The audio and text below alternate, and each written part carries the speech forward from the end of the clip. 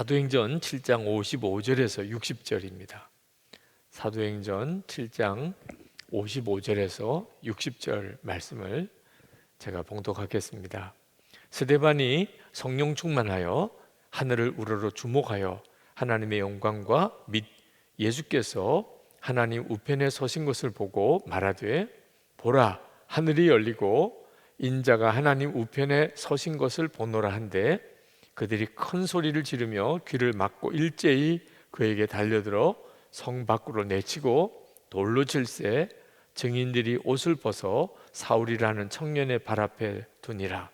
그들이 돌로 스데반을 치니 스데반이 부르짖어 이르되, 주 예수여, 내 영혼을 받으시옵소서 하고 무릎을 꿇고 크게 불러 이르되, 주여, 이 죄를 그들에게 돌리지 마옵소서. 이 말을 하고 자니라. 아멘. 저는 이번 코로나19 확산으로 인해서 우리가 교회에 모여서 예배드리지 못하는 일이 참 마음 아프고 아마 제 평생에 가장 충격적인 사건이 될 거라고 생각이 듭니다. 그러면서도 이 일을 계기로 하나님께서 제게도, 우리 교회에도, 한국 교회에도 우리가 그동안에 바로 살지 못했던 것을 바로 잡으시는 특별한 하나님의 섭리도 있다는 생각이 들었습니다. 그동안에 우리는 교회는 단순히 건물이 아니라는 것을 익히 잘 알고 있었습니다. 그러면서도 우리는 이렇게 모여서 예배하는 이 건물, 예배당 중심의 신앙생활을 좀처럼 벗어나지를 못했습니다. 가지고 있는 생각이 어쩔 수 없이 그저 교회 그러면 예배당 건물을 생각하는 거죠. 건물인 예배당을 중심으로 신앙생활을 하는 것을 좀처럼 이렇게 깨우쳐 벗어나지를 못했습니다. 여러분 중에 선교적 교회라는 말을 들어보신 분이 있을지 모르겠습니다. 그동안의 교회 중심의 신앙생활, 그저 교인 수가 몇 명인가를 따지는 그런 형태의 교회 성장주의는 이제는 벗어나야 된다. 우리가 하나님의 성전인 까닭에 성도들이 있는 곳이 곧 교회다. 그게 이제 선교적 교회의 개념이죠. 더 이상 건물 중심의 그런 신앙생활의 틀을 벗어나야 한다. 예수 그리스도를 주인으로 모시고 있는 우리들이 세상 속으로 들어가서 거기서 소금처럼 빛처럼 살아야 한다. 이 하나님의 나라를 위해서 우리가 감당해야 될 사명이라. 설교 때도 또는 강의 때도 그렇게 전해졌지만 여전히 우리 생각 속에는 교회 그러면 건물을 생각을 했었는데, 이번에 코로나19 확산으로 인해서 도대체 건물인 예배당에 모일 수가 없던 초유의 사태가 벌어지게 되면서 우리가 있는 곳이 교회구나. 지금도 여러분이 이 성령 집회에 영상으로 참여하고 계신데 여러분이 있는 바로 거기가 교회인 것입니다. 왜냐하면 여러분이 그곳에 있기 때문에, 그리고 여러분 안에 예수 그리스도가 계시기 때문에. 그러니 여러분이 있는 그곳이 아주 거룩한 예배 처소가 된 거죠. 이런 전환이 하나님께서 이번에 우리에게 주시고 계십니다. 물론 많은 목사님들이 걱정하시는 것은 이렇게 흩어져서 가정에서 영상으로만 예배를 드리는 것이 너무 익숙해지는 바람에 나중에 모여서 예배 드리는 것에 대한 의미, 그 중요함을 잊어버릴까. 그래서 한국교회가 이 일을 계기로 모이는 열심을 잃어버리고 한국교회가 그만 쇠락의 길로 가지 않을까, 그런 걱정을 하고 있습니다. 모여서 예배하는 일은 그 자체로도 대단히 중요합니다. 그러나 예배당이 곧 교회라는 생각은 빨리 벗어나야 하는 거죠. 이제 우리가 다시 모이게 될 때는 하나님께서 왜 모이는 것이 중요한지를 또 우리에게 알게 하실 겁니다. 이미 많은 성도들이 이렇게 모이지 못하는 바람에 모이는 예배에 대한 갈급함, 모여서 예배하는 게 얼마나 중요했었나 하는 것에 대해서 다 아마 마음의 깨달음이 있을 거라고 생각이 듭니다. 그러나 이번 기회에 교회가 더 깊은 영향력을 이 세상에 끼칠 수 있는 그런 교회로 거듭나야 합니다. 이번에 부활절 소비 공감 운동, 공감 소비 운동, 우리 부활절 헌금을 지역사회를 살리고 취약계층을 돕는 일로 우리 흘려보내서 세상을 살려내는 일을 하자. 하나님께서 그동안 너무나 원하셨던 일입니다. 이번에 온 성도들이 함께 시장을 한번 가보는 일, 그 전에 정말 생각하기도 쉽지 않았던 일이죠. 오늘 도대체 왜 시장에 이렇게 사람이 많은 거야? 그 선한목자교회 교인들이 다 장을 보러 나왔대. 하나님께서 정말 원하시는 것은 세상에 있는 많은 사람들이 성도의 존재, 교회의 존재가 얼마나 중요한가 하는 것을 알게 하는 것입니다. 자, 그런데 우리가 해결해야 될 과제가 하나 있는데, 그것은 단순히 그저 교회 성도들이 이렇게 세상에 나가서 아주 좋은 일을 하는 것, 그 정도에서만 그쳐서는 안 된다는 겁니다. 우리 한국교회가 정말 해결해야 될 문제가 교인들 사이에 다툼과 분열을 극복하는 믿음입니다. 마음까지 하나 된 사람들이구나. 예수 믿는 사람들, 저 교회 다니는 교인들, 마음까지도 하나 된 사람들이구나. 그래서 예수 믿는 성도의 가정을 보면 어떻게 저렇게 살 수 있을까? 또 교회에서 되어지는 일들에 대한 소문을 들으면 어떻게 저 사람들은 저렇게 서로 하나가 될까?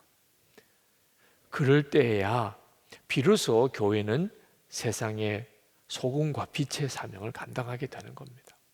그러므로 이번에 우리가 이 어려운 과정을 거치면서 우리가 마음까지 하나 된 사람들로 변화되어야 될 숙제를 가지고 있는 겁니다. 여러분, 그러나 마음까지 하나 된 사람들이 되자, 이런 형태로 나가면 반드시 실패해요. 마음까지 하나 된 사람들의 공동체가 되는 일은 목표를 가지고 노력할 문제가 아닙니다. 그러면 그것 자체가 부담이 되고 좌절도 되고 의심도 되고 그렇게 될 수 있을까? 그리고 강요하게 됩니다. 그래서 되는 것처럼 겉으로만 강요하게 되는 거예요. 마음까지 하나 된 사람들의 공동체는 열매입니다. 우리가 예수님을 진짜 잘 믿으면, 예수님과 온전히 동행하는 그런 삶을 살게 되면, 그러면 뒤따라오는 열매인 겁니다. 그때가 진짜인 거죠. 여러분, 공부하는 것도 똑같습니다. 우리가 공부하는 아이들에게 공부를 잘하라고 그렇게 하면 할수록 아이들은 더 공부하기가 힘들어집니다. 공부를 잘하는 것은 중요합니다만 공부를 잘하는 것이 목표가 되면 부담이 되고 오히려 좌절이 됩니다. 그리고 공부를 잘하는 것 자체가 우리에게 행복을 주는 조건이 아닙니다. 부모는 그렇게 생각하지만 실제로 부모 스스로도 자기를 속이는 겁니다. 공부를 잘하는 사람은 행복합니까? 공부를 못한 사람은 불행하게만 사는 겁니까? 이 세상의 행복은 성적과 상관이 있는 게 아닙니다. 공부를 잘하는 것은 공부를 잘하자는 것에 목적을 두면 오히려 뒤틀어지게 됩니다. 공부를 잘하든 못하든 나중에 가면 다 실망하게 됩니다. 공부를 잘하게 되는 것은 열매입니다. 공부를 잘하게 되어져야 그게 정상인 거죠. 제가 중학교 1학년 때 그때 할아버지 국어 선생님, 담임 선생님이셨는데 여름 방학 1학기 끝나고 성적표를 나눠줄 때 제 성적표를 가지고 우시는 것을 보고 충격을 받았습니다. 그 할아버지 선생님은 홀로 사셨어요. 북한에서 피난 내려오신 분입니다. 그분이 저에게 그런 이야기를 하더라고. 북한에 너하고 같은 또래의 아이가 같이 공부하고 있다. 이제 너희들이 크면 저 북쪽으로 통일이 될 건지 남쪽으로 통일이 될 건지 할 텐데, 그때 너하고 북쪽에 있는 그 아이하고 실력이 어느 쪽에 있느냐에 따라서 통일이 달라진다. 너 이렇게 공부해서 남쪽으로 그 북쪽에 있는 아이를 끌어와서 실력으로 그 아이를 붙들어서 남쪽으로 통일을 시킬 수 있겠느냐. 제가 성적표를 가지고 제 책상에 돌아 앉아서 중학교 1학년 남자아이가 공부해야 되겠다, 그런 생각이 그냥 들더라고요. 저는 중학교 때부터 그래서 공부를 열심히 했습니다. 애국심으로 했습니다. 많은 분들이 그런 이야기를 들으면 참 어이없어 하는 분들도 계시지만, 저는 정말 그때부터 내가 공부를 열심히 해야 통일이 우리나라로, 민주주의로 통일이 될 수 있다, 그런 생각을 했습니다. 공부를 열심히 하는 것은 공부를 열심히 하는 것 자체를 목표로 해서는 다 실패합니다.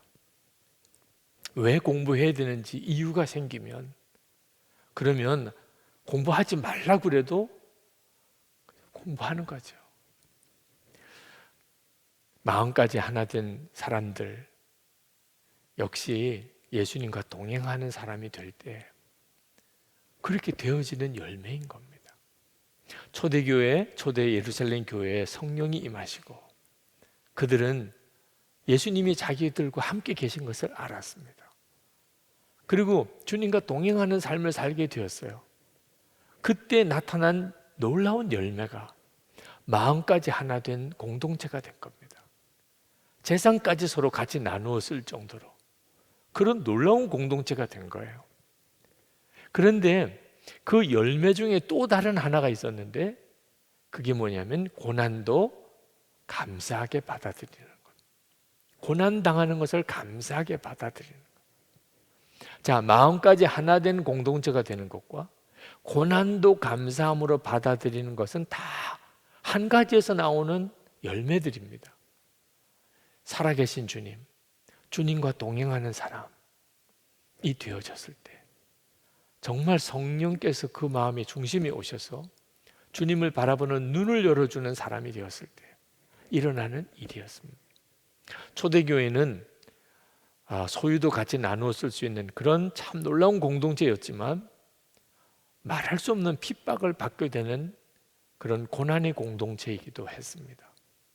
그 대표적인 사건이 바로 오늘 읽은 성경인 스데반의 순교 사건입니다. 예수님의 부활을 전하다가 스데반은 돌에 맞아서 죽었습니다. 사람이 돌에 맞아서 죽는다는 것처럼 끔찍한 일이 있을까요? 자, 그때 스데반은 참 놀랍게도 얼굴이 천사 같았다고 그랬고, 그리고 자기에게 돌 던지는 자를 위해서 간절히 기도하고 그 순교를 맞아들였습니다. 정말 어떻게 이럴 수 있을까요? 스데반은 돌에 맞아 죽는 그 끔찍한 순간에 그가 어떻게 그렇게 두려움을 극복할 수 있었을까요? 어떻게 그 순교 상황을 그렇게 받아들일 수 있었을까요? 여러분, 스데반이 어쩔 수 없어서 돌에 맞아 죽은 거 아닙니다.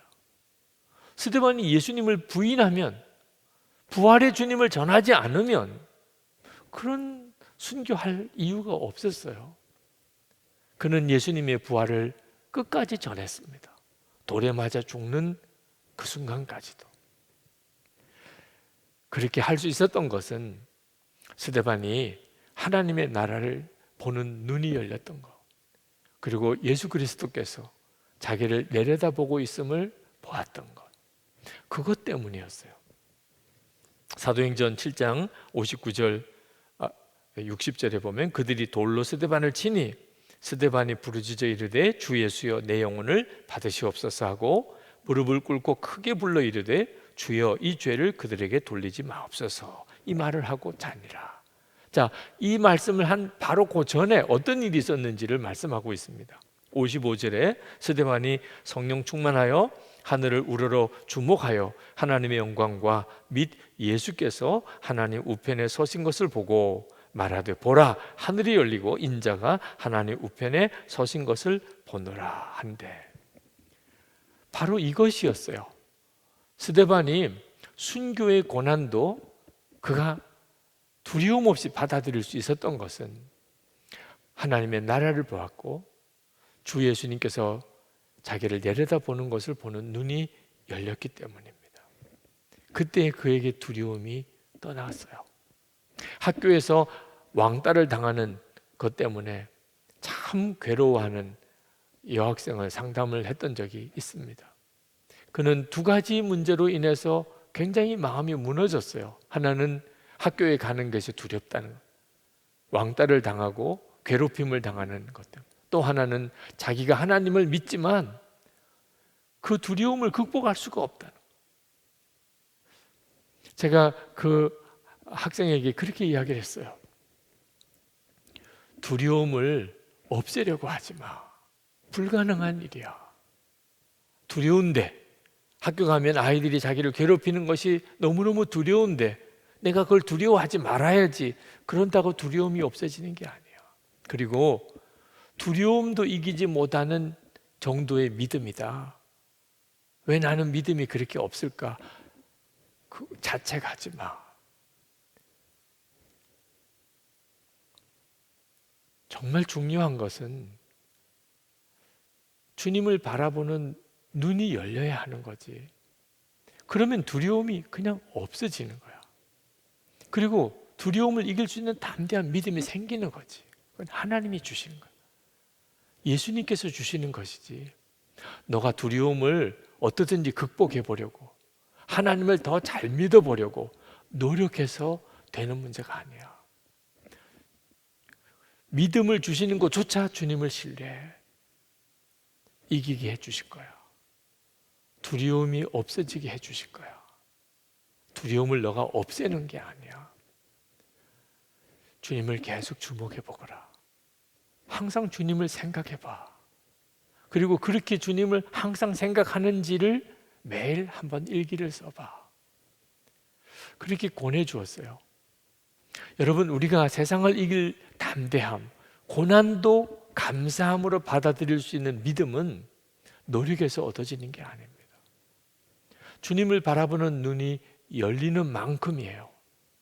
염려가 주님께 맡겨지고 두려움이 주님께 맡겨지고 고난이 감사한 것이구나 깨달아져요.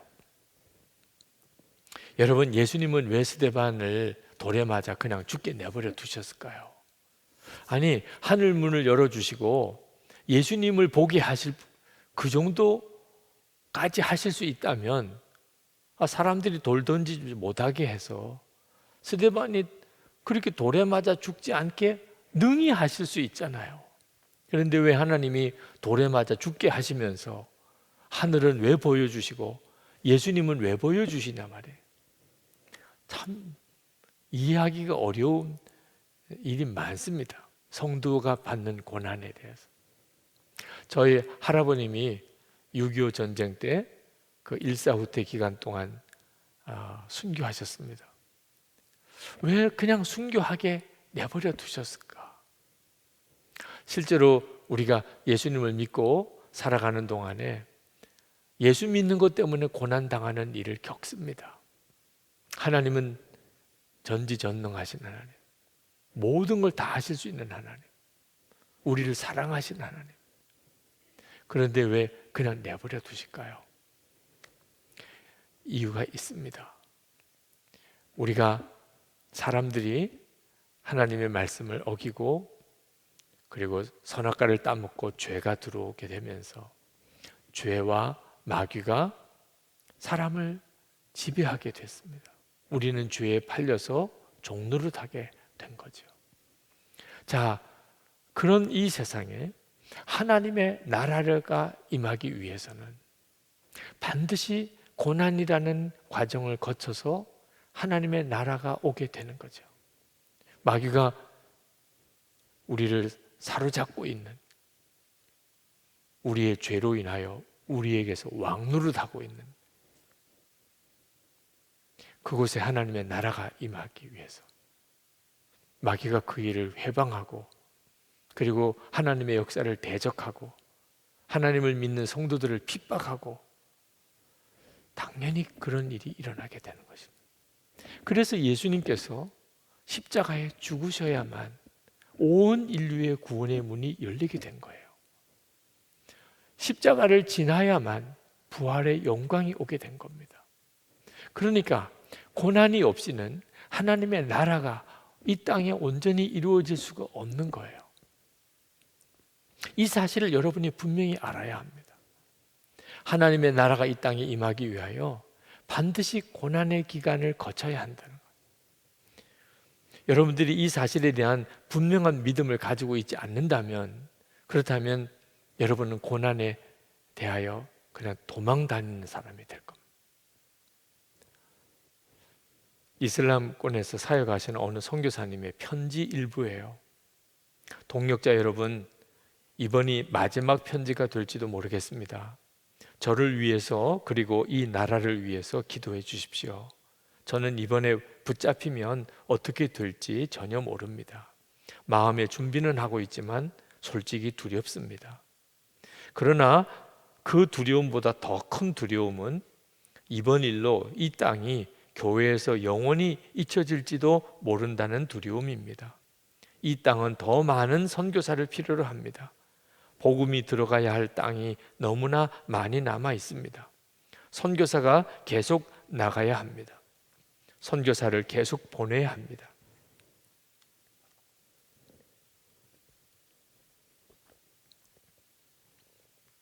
와서 죽을 거 알면서도 보내야 합니다. 그 길 외에는 이 영광스러운 복음이 전달될 방법이 없기 때문입니다. 왜 우리가 고난의 길인 줄 알면서도 가지요?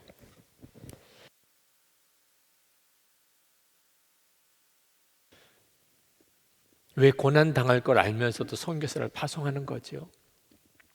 고난이 없으면, 그러면 영혼의 구원의 역사도, 하나님의 나라가 이 땅에 이루어지는 일도 없기 때문에 그렇습니다. 그러므로 우리는 고난만 볼 것이 아니고 하나님의 나라를 주목해 보아야 합니다. 하나님의 나라를 바라보아야 고난이 감사 조건이 됩니다. 스데반 집사가 그랬습니다. 그는 끝까지 예수님의 부활을 전하면서 돌에 맞아 순교하는 일을 끝까지 감당했습니다. 이유는 그것이 너무나 귀한 일이라는 걸 깨달았기 때문에.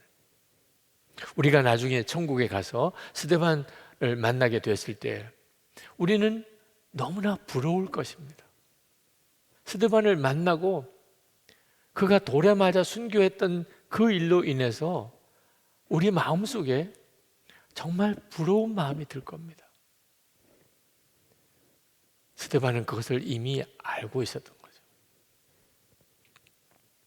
순교자가 복이 있는 사람인 거죠. 우리가 만약에 하나님의 나라를 정말 알지 못하고 예수님이 우리와 함께 계시는 것에 대해서 진짜 믿지 못한다면 우리는 다 바보같이 살 겁니다. 돈을 많이 벌 수도 있고, 또는 세상에서 어떤 권세를 얻을 수도 있고, 유명한 사람이 될 수도 있고, 성공했다는 말을 들을 수도 있을지도 모릅니다. 그러나 그는 나중에 하나님 앞에 섰을 때 정말 바보같이 살았다고 밖에는 말할 수가 없을 겁니다. 왜? 하나님의 나라를 위하여 마땅히 우리가 감당해야 될 고난의 길을 그는 전혀 몰랐기 때문에, 그런 고난의 삶을 살지 않았기 때문에. 어느 개그우먼이 자기 묘비명을 미리 써놓았다는 거예요. 그래서 뭐라고 써놓았느냐 하고 들어봤더니 웃기고 자빠졌네, 그렇게 썼다는. 그러고 보니까 일리가 있더라고요. 네. 평생을 그는 정말 사람들을 웃기는 일을 하며 살았으니까. 영국의 극작가인 버나드 쇼는 유명한 묘비명을 스스로 썼죠. 우물쭈물 하다가 내 이럴 줄 알았다. 그 버나드 쇼의 묘비명입니다. 사람들이 그렇게 사는 거예요. 아주 똑똑하죠. 어떻게 하면 행복할까? 어떻게 하면 잘 살까? 어떻게 하면 보람이 있을까? 그렇지만 다 지나놓고 보면 다 정말 바보같이 살았어요. 이유가 뭐죠? 이 세상만 보고 살았으니까. 하나님의 나라가 있음을 전혀 몰랐으니까. 알았어도 하나님의 나라를 위해서 살 결단이 없었으니까. 다 바보같이 살게 돼요. 허드슨 테일러가 회고록에서 이렇게 그 일화 하나를 썼습니다. 하루는 전도를 하려고 어느 도시에 그 양자강을 따라 배를 타고 갔습니다. 전도지와 책자를 성경책을 싣고. 그런데 그 강을 따라 가다가 중국인 동역자가 갑자기 강물에 빠지는 사고가 일어났어요. 풍덩하고 누가 빠지는 소리를 듣고 깜짝 놀라서 갑판에 올라와 보니까 그 중국인 사역자가 없는 거예요. 허든 테일러가 얼마나 놀랐는지, 그리고 그 중국인 사역자가 빠졌다고 사람들이 말하는 그 곳으로 뛰쳐 들어갔습니다. 왜? 아무도 바라보기만 하지 그 사람을 건져내려고 하는 사람이 없었으니까. 그러나 도무지 자기 혼자 힘으로는 그 사람을 어디서 찾을 수가 없었어요. 저 떨어진 곳에 어느 어부가 그물을 가지고 고기를 잡는데 아주 낮은 곳까지 그물을 내릴 수 있는 그런 저인망 그물을 가지고 고기를 잡는 걸 보고 저 사람의 그물로 그 물에 빠진 중국인 사역자를 찾을 수 있겠다고 싶어서 빨리 와서 좀 도와달라고. 그랬더니 그 사람이, 그 어부가 안 오겠다는 거예요. 사람이 지금 빠져서 사람을 빨리 건져야 된다. 자기는 지금 고기 잡아야 된다는. 허든 테일러가 얼마나 화도 나고 당황스러운지, 당신이 잡는 고기 며칠 잡을 거 비용을 내가 다 물어줄 테니까 와서 이 물에 빠진 사람을 좀 찾아내자. 그랬더니 그 어부가 얼마 줄 거냐는. 지금 당신이 며칠 고기 잡을 걸 내가 다 책임지겠다고 하잖아요. 아니다. 돈을 약속을 해라. 그 흥정하느라고 얼마나 시간이 걸리는지, 나중에는 내가 지금 가지고 있는 거 다 줄 테니까 와서 빨리 좀 그물을 내려서 물에 빠진 사람을 건지자. 그제서야 그 어부가 노를 저어가지고 와서 그물을 내렸는데 1분 만에 물에 빠진 사람을 건졌어요. 그런데 이미 숨이 끊어졌습니다. 심폐소생술을 하느라고 정신없이 그 사람을 살려보려고 하는데 그 어부가 돈 조금이라고 막 화를 내고 있는. 허든 테일러가 마음이 얼마나 아픈지. 사람이 지금 빠져서 이렇게 죽었는데 그게 돈 흥정하고 있다는 게 말이 되냐. 그러면서 그분이 거기에 그렇게 썼어요. 만약에 이 어부를, 그 중국인 사역자를 죽게 한 죄인이라고 누가 심판할 수 있겠는가? 특히 우리 그리스도인들은 그 어부를 심판한다면 당신이 바로 그 사람이요 라고 말한 나단의 말을 들어야 할지 모릅니다. 시신을 건지는 것을 게을리한 것이 그렇게 악한 일인가? 그렇다면 죄로 인하여 멸망의 길을 가고 있는 살아있는 사람들을 보면서도 자기 일만 계속하고 있는 그리스도인들은 얼마나 더 호된 처벌을 받을 것인가? 주 예수님은 명령하신다. 온 세상으로 가서 모든 사람들에게 복음을 전파하라.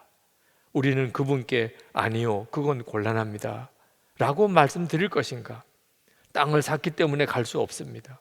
소 5겨리를 샀기 때문에, 혹은 결혼을 하고 했기 때문에, 혹은 다른 재미있는 일이 있기 때문에 나는 갈 수 없다고 말씀드릴 것인가?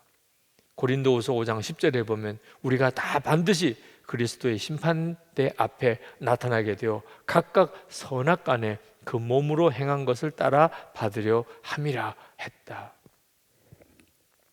허든 테일러의 이 글을 읽어보면 우리가 진짜 눈이 열려서 하나님의 나라를 보게 되고, 우리가 정말 예수님이 우리 마음에 정말 주님이 되시면, 그러면 우리는 이 세상을 전혀 다르게 살아가게 된다는 거죠.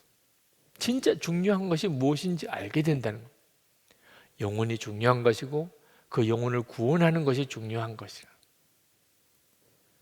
하나님의 나라를 알지도 못하고 정말 예수님이 주인 되는 삶을 살지 않는 사람은 그것이 우선적인 관심이 될 수가 없지요. 아무리 열심히 잘 살았다고 해도 나중에 주님 앞에 섰을 때는 바보같이 산 거죠. 하나님의 나라가 정말 있다면 그것을 위해서 고난당하는 것이 오히려 복이지요. 평생 열심히 살았는데 하나님의 나라를 위해서는 아무런 어려움을 당한 적이 없었다면 주님 앞에 서는 순간 그에게는 두려운 일이 되는 거죠. 그러므로 성도 여러분, 우리에게 있어서 편안하냐 고난이냐 이것이 우리의 삶의 판단 기준이 되면 안 됩니다. 어떤 게 더 편안한 거냐, 어떤 게 더 고난의 길이냐. 그래서 편안한 쪽으로 택하여 사는 삶은 정말 바보 같은 삶인 겁니다. 편안한 삶을 추구해 살았지만 주님 앞에 설 때 사시나무처럼 두려워 떠는 사람이 있고, 고난의 길을 갔지만 마지막 때 주님 앞에 섰을 때 말할 수 없이 복된 사람이 있는 겁니다. 스데반은 자신이 성공하느냐 실패하느냐는 아무 관심이 없었습니다. 스데반의 오직 관심은 하나님의 나라를 바라보면서 부활의 주님을 사람들에게 끝까지 전하는 것이었습니다. 하나님께서 그 일을 위해서 자기가 돌에 맞아 죽어야 된다고 정하셨다면 그게 최선이라고 받아들인 거죠. 하나님은 이런 믿음과 헌신을 가진 사람을 준비하고 있습니다. 우리가 예수님과 동행할 때 마음까지 하나 되는 열매가 맺어지는 것과 동시에 똑같이 고난도 감사함으로 받을 수 있는 믿음이 함께 생기는 겁니다. 이것이 같이 있어야만 비로소 진짜인 거죠. 하나님은 참 놀랍게도 스데반은 돌에 맞아 죽게 하셨지만 그 스데반 순교 사건의 배우 역할을 했던 사울이라고 하는 사람을 준비시키고 계셨어요. 그는 스데반의 순교의 뒤를 이어서 정말 엄청난 복음 전도 사역을 감당하죠. 그리고 그도 로마에서 목배임을 당하여 순교하게 됩니다. 하나님의 역사는 그 순간순간에는 다 알 수가 없습니다. 우리에게는 오직 하나, 하나님이 하시는 일은 최선이다. 주님이 결정하시고 허락하신 일에는 반드시 하나님의 계획이 있는 거다. 이번에 코로나19 확산으로 인해서 우리가 지금 겪는 이 어려움이 고통스럽지요. 빨리 종식이 되었으면 좋겠고, 감염자들도 그로 인해서 죽음을 맞이한 이들도 참 안타깝지요. 전 세계가 지금 어려움을 겪습니다. 또 어려운 교회들, 오늘도 우리가 헌금을 했지만 외국인 이주자들을 위한 교회들, 어려운 교회와 사람들이 참 많습니다. 그러나 이 어려움 속에도 하나님의 행하시는 일이 있다는 겁니다. 우리가 그것을 분명히 볼 줄 알아야 합니다. 욥이 이해할 수 없는 고난을 당했지만 그는 하나님을 끝까지 신뢰하는 믿음이 있었습니다. 모세가 가나안 땅에 들어가지 못하고 죽었습니다. 근데 그것을 모세는 받아들였습니다. 하나님이 결정하셨으면 그게 더 유익할 것이라고. 실제로 모세가 가나안 땅에 들어갔다면 아마 모세는 우상숭배 대상자가 됐을 겁니다. 다윗이 밧세바와 간음하여 낳은 아들이 죽었습니다. 살려달라고 그렇게 기도했는데도 죽었습니다. 죽었다는 사실을 알고 난 다음에 다윗은 씻고 새 옷 갈아입고 그리고 식사를 했습니다. 하나님이 결정하셨으니까 받아들이는 믿음이 있었던 겁니다. 압살롬이 반역했을 때 그가 예루살렘을 포기하고 그리고 도망갈 때 시므이라고 하는 사람이 쫓아오면서 다윗을 저주했을 때 하나님이 욕하라고 한 거 내가 받아야지. 그러면서 깨끗하게 받아들였습니다. 하나님이 다윗에게 성전 짓는 일을 허락하지 않았습니다.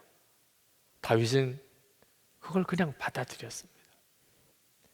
요셉 자기를 죽이려고 했던 형들 용서할 마음을 주셨을 때 순종했습니다. 그래서 이스라엘 지파가 생기게 된 거죠. 하나님이 하시는 일에, 하나님이 정하신 일에 거기에 하나님의 뜻이 있을 거다, 그렇게 믿는 믿음이 고난 앞에서 우리를 담대하게 만드는 겁니다. 이 고난도 하나님이 나에게 허락하신 것이라면 그러면 내게 유익할 것이라, 감사합니다, 이렇게 고백할 수 있는 겁니다. 저는 지금까지 살아오는 동안에 사실 그 순간순간에는 다 이해할 수 없는 어려움들이 있었습니다. 하나님의 역사를 어떻게 사람이 다 알 수 있겠습니까? 군목 훈련 받다가 다리가 부러졌을 때, 또 대학원 마지막 졸업 포기해야 됐을 때, 제가 한 달 동안 병원에서 이해할 수 없는 수술을 연달아 받고, 그리고 또 안식년을 가지며 요양도 해야 되는 그런 일들을 겪을 때, 제가 선한 목자 교회로 오게 되는 그런 일을 결정해야 되는 과정에서 솔직히 혼란스러운 일이 많았습니다. 내가 잘 가고 있는지, 왜 내 삶 속에는 이런 어려운 일들이 많은지 이해할 수 없는 일들이 참 많았습니다. 그러나 하나님은 반드시 합력하여 선을 이루게 하실 것이다. 하나님에게는 반드시 뜻이 있고 길이 있다. 매 순간에 주님은 뭘 원하실까? 그렇게 한 걸음 한 걸음 갔던 것 때문에 여기까지 제가 와 있는 것이라고 고백할 수밖에 없습니다. 언젠가는 한 그리스도인 청년이 이런 말을 하는 것을 들었습니다. 저는 지금까지 한 번도 하나님의 뜻대로 살겠다는 결단을 못 해봤습니다. 두렵습니다. 하나님의 말씀대로 사는 게 너무 어렵습니다. 용서하고 사랑하고 기뻐하고 감사하고 순결하고 거룩하게 살 자신이 없습니다. 그는 목회자의 자녀였어요. 솔직한 고민이죠. 하나님 말씀대로 산다는 게 너무 어렵다는. 근데 여러분 중에도 그렇게 생각하는 사람이 있을 겁니다만 스스로 속이는 겁니다. 여러분, 그러면 반대로 생각하면 용서하지 않고 미워하고 싸우고 슬퍼하고 불평하고 부정적으로 생각하고 아주 추하고 타락한 삶을 사는 것은 그건 뭐 쉬운 것 같이 생각이 드십니까? 실제로 그렇게 살아보십시오. 훨씬 어렵습니다. 싸우고 미워하고 슬퍼하고 불평하고, 그리고 그저 막 살아가고 세상 재미, 그저 탐심과 욕심으로, 여러분, 살아본 사람은 그게 지옥이라고 느낍니다. 우리가 스스로 속고 있는 거예요. 하나님의 말씀대로 사는 게 가장 쉬운 길입니다. 그 길이 당장은 어려워 보여도 점점점 우리 마음을 담대하게 하고, 그리고 평강을 주시고, 그리고 하나님께서 역사할 수 있는 바탕이 된, 그리고 지나고 보면 잘했구나, 내가 정말 잘 선택했구나, 기뻐지게 되고, 주님 앞에 섰을 때 잘했다, 수고했다, 그런 칭찬을 받게 되는 겁니다. 왜 이런 축복의 길, 고난일지라도 그게 복이 있는 이 길을 왜 사람들은 그렇게 힘들어하는 걸까요? 저는 얻은 결론이 주님을 인격적으로 몰라서 그렇다고 생각이 듭니다.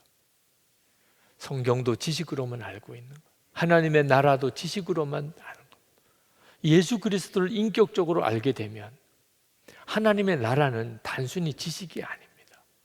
이미 예수님이 내 안에서 왕이시니 하나님의 나라가 뭔지 실제로 본인은 하나님의 나라에서 살고 있는 거예요. 그래서 그는 고난을 보는 눈이 달라지는 겁니다. 어떤 분이 저를 만나서 그런 이야기를 하시더라고요. 목사님을 만나보니까 듣던 것과는 많이 다르네요. 어떻게 다른지는 제가 물어보질 않았습니다. 제가 충격받을까 봐. 그냥 듣던 것과는 다르다는 거예요. 여러분들도 어떤 사람을 만나면 듣던 것과 다른 경험을 많이 할 겁니다.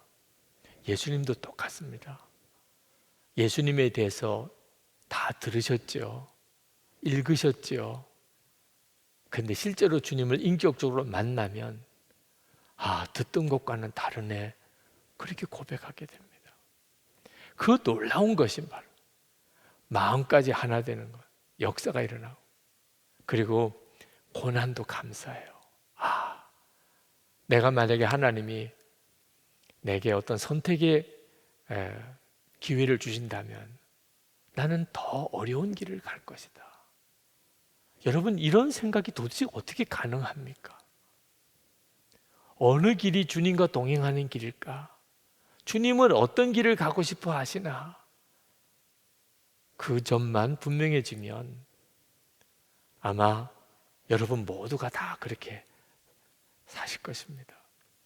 헬렌 로즈비어 선교사님, 콩고 선교사님, 2016년에 세상을 떠나셨습니다. 이 헬렌 로즈비어 선교사님이 유명한 것은 그분이 콩고에서 10년 동안 사역을, 그분은 의료인이에요. 의과대학을 졸업하고 콩고에 와서 병원을 세우고 학교를 세우고 하셨는데, 콩고 내전이 일어났을 때 반군에게 붙들려서 그가 6개월 동안 그 정글 감옥에서 거기서 그 반군에 의해서 성폭행을 당한 끔찍한 경험을 하신 분입니다. 여인으로서 그보다 고통스럽고 수치스러운 일이 어디 있겠어요. 그런데 그가 풀려나고 난 다음에 영국으로 다시 잠깐 1년 동안 요양을 위해서 왔다가 다시 콩고로 돌아가요. 거기서 나환자들을 섬기고 그리고 병원을 세우고 그렇게 거기서 사역을 하셨습니다. 그가 콩고 내전 당시에 정글 감옥에 있을 때 동료들이 비참하게 죽고 자기는 성놀이개감이 되어서 성폭행을 당하고 정말 말할 수 없이 끔찍한 공포 속에 거기서 5개월 동안을 지내는 동안 하나님을 원망하는 마음이 들었어요. 내가 이렇게 여기까지 와서 선교사로 사역을 하는데 이런 끔찍한 일을 당하게 왜 내버려 두시나. 근데 그때 마음에 하나님이 말씀하시는 것이 들렸습니다. 헬렌, 너 내게 감사할 수 있겠니? 정말 말도 안 되는 질문을 하신 거예요.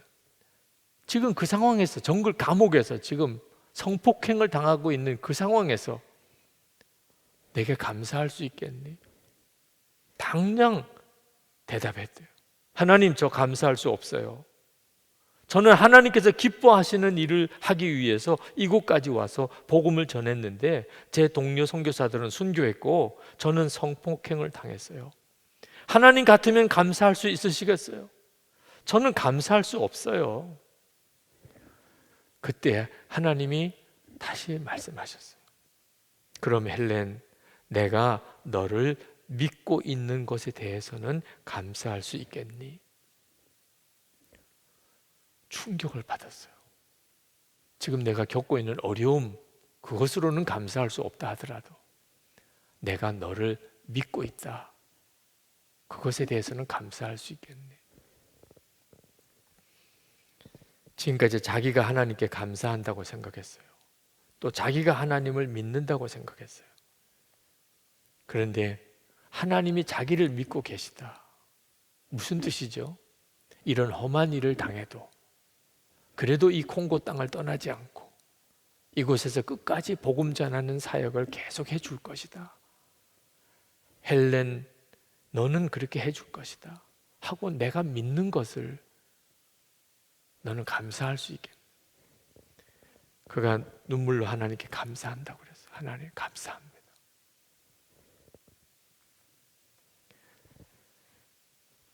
저를 믿어주셔서 감사합니다. 그리고 그가 다시 콩고로 돌아온 거예요. 헬렌 로즈비어 선교사가 도저히 이길 수 없는 고난 중에 붙잡은 말씀이 고린도후서 4장 7절에서 10절입니다.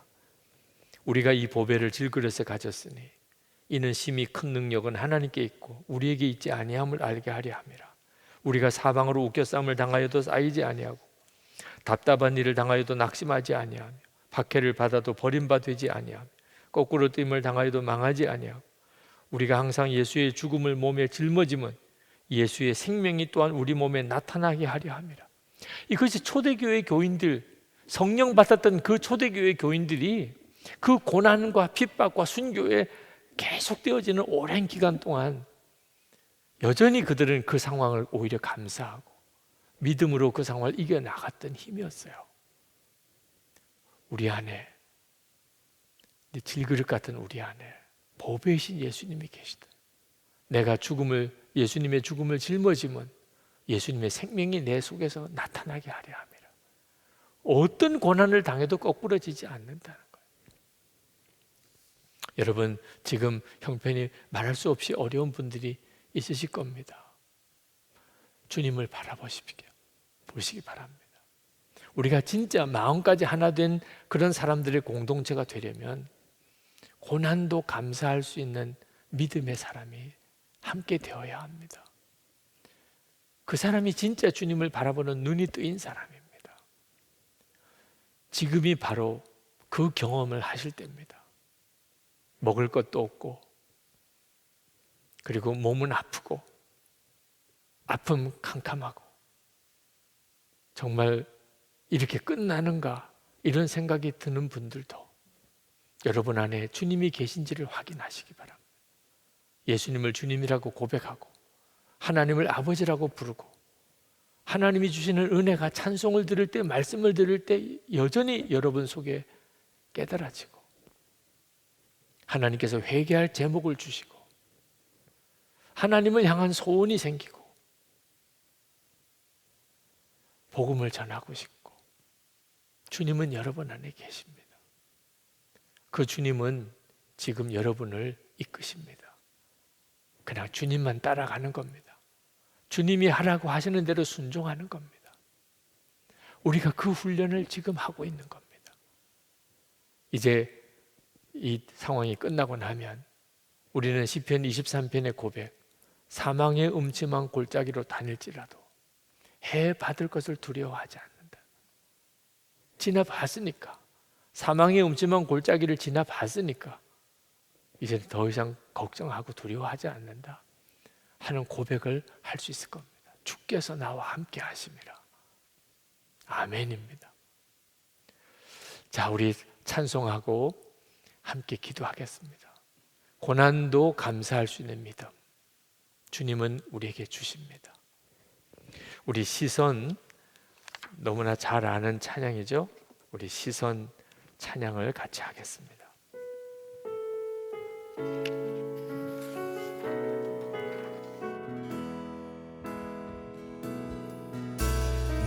내게로부터 눈을 들어 주를 보기 시작할 때 주의 일을 보겠네.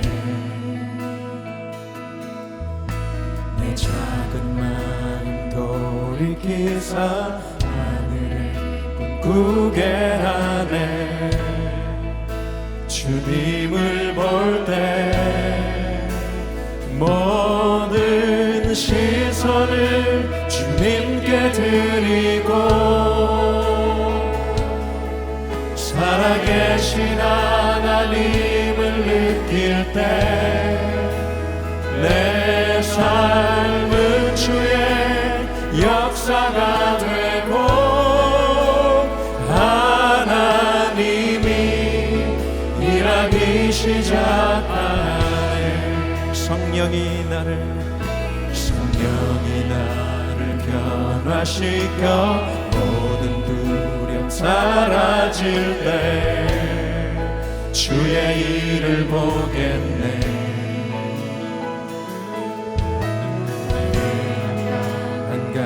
한가운데서 주님 마음 알게 되니 주님을 볼 때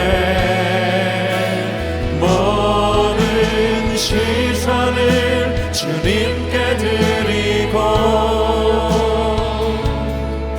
전능하신 하나님을 느낄 때 세상은 주의 나라가 되고 하나님이 일하기 시작 모든 시선을 주님께 드리고 살아계신 하나님을 느낄 때 내 삶은 주의 역사가 되고 하나님이 일하기 시작하네. 여러분이 가지고 있는 어려운 문제를 하나님 앞에 이렇게 내놓고 기도하십시다. 여러분, 내가 그동안 그저 이 어려움이 속히 지나가기만을 기도했던 것을 회개합니다.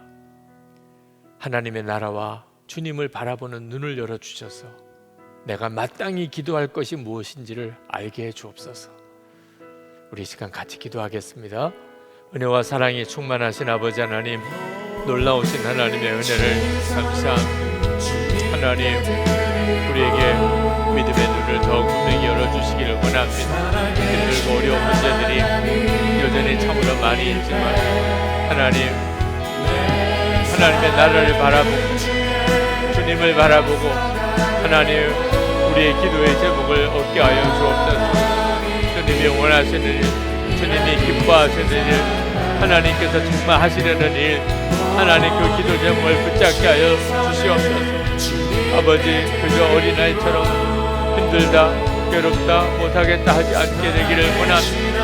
하나님이 원하시는, 주님이 기뻐하시는 하나님, 주의 영광을 위하여 그렇게 살게 되기를 원합니다.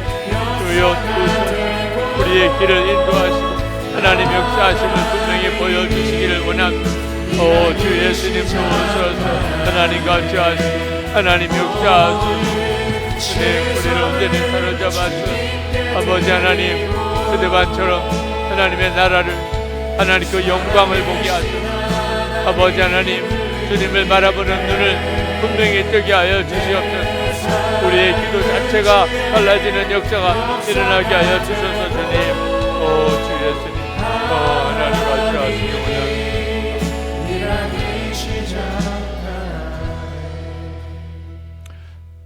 여러분, 이제는 우리 하나님께 기도할 때 하나님, 고생을 해도 보람 있는 고생을 하게 해주십시오. 어려운 일을 겪어도 지나고 난 다음에 주님 앞에 섰을 때 잘했다, 수고했다, 그렇게 칭찬받을 수 있는 그런 어려움을 우리가 감당하게 되기를 원합니다. 여러분, 이 시간에 기도할 때 하나님께서 여러분에게 진짜 가야 될 길, 정말 해야 될 일, 힘들어도 그게 희생이 되는 것 같아도 여러분이 가야 될 길을 가르쳐 주실 것을 믿으시기 바랍니다. 하나님, 지나고 난 다음에 잘했다는 칭찬을 받을 수 있는 그 길을 볼 수 있게 해 주옵소서. 기도하십시다. 은혜와 사랑이 충만하신 아버지, 놀라우신 하나님의 은혜를 더하시기를 원합니다. 하나님 역사하시고 우리 가운데 주시기를 원합니다. 마음의 간절함으로 하나님 앞에 간구합니다. 하나님, 진짜 기도 제목을 받들게 하소서. 정말 붙들어야 될 기도 제목을 붙들게 하소서. 하나님, 지금 이 상황 하나님, 우리가 정말 기도해야 될 하나님 붙들게 해주시기를 원합니다. 오늘과 은혜를 더하여 주소서. 아버지 하나님 앞에 나와 간구합니다. 주님, 그대로신 아버지 하나님, 통해 붙여야 될 것들을 말씀 하나님, 통해 우리가 하나님 땅에 될 일들의 같은 진짜를 보는 눈이 열리게 되기를 원합니다. 진정한 주님의 은혜의 눈이 뜨이게 되기를 원합니다. 사랑이 많으신 주여, 은혜의 주여, 놀라우신 하나님 들어주소서. 하나님 해결해 주소서. 하나님 치료해 주소서. 그대로신 하나님 간과 주님 들어주시기를 원합니다. 하나님의 역사를 더욱 같이 해주시기 원합니다. 주님의 역사를 더 분명히 누리게 되기를 원합니다. 하나님의 놀라운 일들을 더 분명히 허락해 주시기 원합니다. 사랑이 많으신 주님, 은혜의 주님, 들어주는 주님, 충만하신 주님,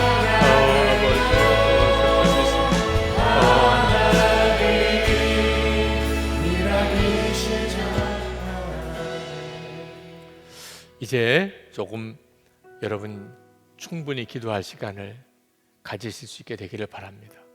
지금 있는 곳에서 더 기도하기가 쉽지 않으시면 기도할 수 있는 자리로 옮겨가서라도 기도하게 되기를 바랍니다. 하나님께 기도하기를 주님을 더 분명하게 알게 해주소서. 지금도 함께 계시는 주님을 더 분명하게 바라보게 해 주시옵소서. 주님이 나의 진정한 기쁨이 되게 해 주옵소서.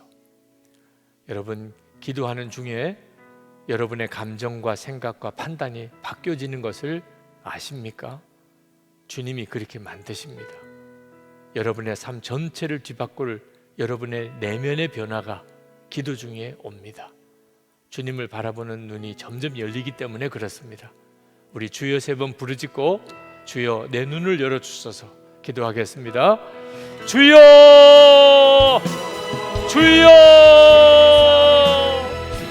주여! 아버지 하나님, 놀라우신 하나님, 내 위에대로 거하신 하나님, 역사하시는 주님, 하나님의 역사하신 놀라우신 주님의 충만하신 우리 가운데 오라가시고 하나님의 놀라운 은혜로 우리를 사로잡아 주시기를 원합니다. 하나님 믿음으로 더욱 주님 앞에 섭니다. 하나님 믿음으로 더욱 주님만을 바라보고 하나님 믿음으로 더욱 주님께 나아가 우리를 드시고 주장하시는 주님, 역사하신 주님, 충만하신 주님 사로잡아 주시옵소서. 하나님의 놀라우신 은혜, 하나님의 놀라우신 역사를 우리 가운데 부어주소서. 사모한 믿음, 하나님 갈망한, 하나님 소원한 주관해 주시고 하나님 역사해 주옵소서. 하나님 충만해 주옵소서. 그 가운데로 더욱 같이 해 주옵소서. 주여 믿습니다. 주신 하나님의 은혜로 함께 하시기를 원합니다. 놀라운 하나님의 역사로 주님 함께 하시기를 원합니다. 하나님의 크신 은혜로 주님 더욱 들어주시기를 원합니다. 주님 크신 하나님